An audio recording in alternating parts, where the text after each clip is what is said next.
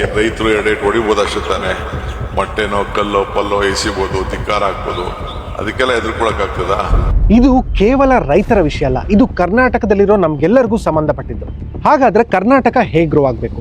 ಈ Bidadi township project ಮುಖಾಂತರ almost 7,500 ಎಕರೆ ಲ್ಯಾಂಡ್ನ ಬೆಂಗಳೂರು ಹತ್ರ ಅಕ್ವೈರ್ ಮಾಡಿಕೊಂಡು 18,000 ಕೋಟಿ ಇನ್ವೆಸ್ಟ್ಮೆಂಟ್ ಜೊತೆ ಒಂದು ಟೌನ್ಶಿಪ್ನ ಬಿಲ್ಡ್ ಮಾಡುವಂಥ ಪ್ಲಾನ್ ನಮ್ಮ ಗೌರ್ಮೆಂಟ್ದು. ಇದು ಕೇಳಕ್ಕೇನೋ ತುಂಬ ಚೆನ್ನಾಗಿದೆ. ಹೊಸ ಇಂಡಸ್ಟ್ರಿಗಳು, ಹೊಸ ಮನೆಗಳು, ಹೊಸ ಜಾಬ್ಸ್ಗಳು, ಹಾಗೆ ಬೆಂಗಳೂರು ಮೇಲಿರೋ ಪ್ರೆಷರ್ ಕೂಡ ಇದರಿಂದ ಸ್ವಲ್ಪ ಕಮ್ಮಿ ಆಗ್ಬೋದು. ಸೊ ನಿಜ ಹೇಳಬೇಕು ಅಂದರೆ ಡೆವಲಪ್ಮೆಂಟ್ ಒಳ್ಳೆಯದೇ, ಸಿಟೀಸ್ಗಳು ಎಕ್ಸ್ಪ್ಯಾಂಡ್ ಆಗಬೇಕು. ಒಂದು ಕಾಲದಲ್ಲಿ ಬೆಂಗಳೂರು ಹುಡ್ಕೊಂಡಿದ್ದು ಹೀಗೇನೆ, ಬಿಡದಿ ಅಲ್ಲ ಅಂದರೆ ಬೇರೆ ಕಡೆ ಆದರೂ ಅಕ್ವಿಸಿಷನ್ ಆಗಲೇಬೇಕು. ಸೊ ನಾನು ಈ ಪಾಯಿಂಟ್ನ ಅಗ್ರಿ ಮಾಡ್ತೀನಿ.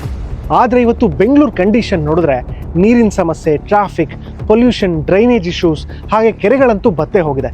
ರೋಡ್ಗಳಂತೂ ನಿಮಗೆ ಗೊತ್ತೇ ಇದೆ ಹೇಗಿದೆ ಅಂತ. ಸೊ ಪ್ರಶ್ನೆ ಏನು ಅಂದರೆ, ಬೆಂಗಳೂರಲ್ಲಿರೋ ಪ್ರಾಬ್ಲಮ್ಸ್ಗಳಿಗೆ ಸೊಲ್ಯೂಷನ್ನ ಹುಡುಕಿ ಆಮೇಲೆ ಎಕ್ಸ್ಪ್ಯಾಂಡ್ ಮಾಡ್ತಿದ್ದೀವಾ, ಅಥವಾ ಬೆಂಗಳೂರಲ್ಲಿರೋ ಪ್ರಾಬ್ಲಮ್ಸ್ಗಳನ್ನೇ ಮತ್ತೆ ರೀಕ್ರಿಯೇಟ್ ಮಾಡ್ತಿದ್ದೀವಾ ಅಂತ. ಕೆಲವು ರೈತರು ಹೇಳ್ಬೋದು, ಅವರಿಗೆ ಫರ್ಟಿಲೈಸರ್ಸ್, ಲೇಬರ್ ಕಾಸ್ಟ್ ಎಲ್ಲ ಜಾಸ್ತಿ ಆಗಿದೆ, ಫಾರ್ಮಿಂಗ್ ಮಾಡೋಕ್ಕೆ ತುಂಬ ಕಷ್ಟ ಆಗುತ್ತೆ, ಗೌರ್ಮೆಂಟ್ ಹೇಗಿದ್ರು ಎಕರೆಗೆ 2 ಕೋಟಿಗಿಂತ ಜಾಸ್ತಿ ದುಡ್ಡನ್ನ ಕೊಡ್ತಾ ಇದ್ದಾರೆ, ಸೊ ಆರಾಮಾಗಿ ತಗೊಂಡು ಸೆಟ್ಲ್ ಆಗ್ಬಿಡ್ಬೋದಲ್ಲ ಅಂತ. ಆದರೆ ಎಲ್ಲ ಡಿಸಿಷನ್ ಈ ಥರ ಇಲ್ಲ. ತುಂಬ ಜನರಿಗೆ ಇದು ಜಸ್ಟ್ ಲ್ಯಾಂಡ್ ಅಲ್ಲ, ಅವರ ತಲೆಮಾರುಗಳಿಂದ ಕಾಪಾಡ್ಕೊಂಡು ಬಂದಿರುವಂಥ ಅವರ ಅಸ್ತಿತ್ವ. ಸೊ ಅದನ್ನು ಜಸ್ಟ್ ದುಡ್ಡು ಕೊಟ್ಟು ರೀಪ್ಲೇಸ್ ಮಾಡೋಕ್ಕಾಗಲ್ಲ. ಅದು ಅಲ್ಲದೆ ಎಲ್ಲ ಗ್ರೋತ್ ಬೆಂಗಳೂರು ಸುತ್ತನೇ ಯಾಕಿರಬೇಕು? ಯಾಕೆ ನಾರ್ತ್ ಕರ್ನಾಟಕ ಅಥವಾ ಬೇರೆ ಸಿಟೀಸ್ಗಳನ್ನ ಡೆವಲಪ್ ಮಾಡೋದು ನಮ್ಮ ಪ್ರಿಯಾರಿಟಿ ಆಗಬಾರ್ದು? ಯಾಕಂದರೆ ಒಂದು ಸ್ಟೇಟ್ನ ಡೆವಲಪ್ ಮಾಡೋದಂದರೆ ಒಂದು ಸಿಟಿನ ಎಕ್ಸ್ಪ್ಯಾಂಡ್ ಮಾಡೋದಲ್ಲ, ಮಲ್ಟಿಪಲ್ ಸಿಟೀಸ್ಗಳು ಸ್ಟ್ರಾಂಗ್ ಆಗಬೇಕು. ಸರಿನೋ ತಪ್ಪೋ ಅನ್ನೋದು ನಿಮಗೆ ಬಿಟ್ಟಿದ್ದು, ಆದರೆ ನಾವು ಇದ್ರ ಬಗ್ಗೆ ಮಾತಾಡಲೇಬೇಕು.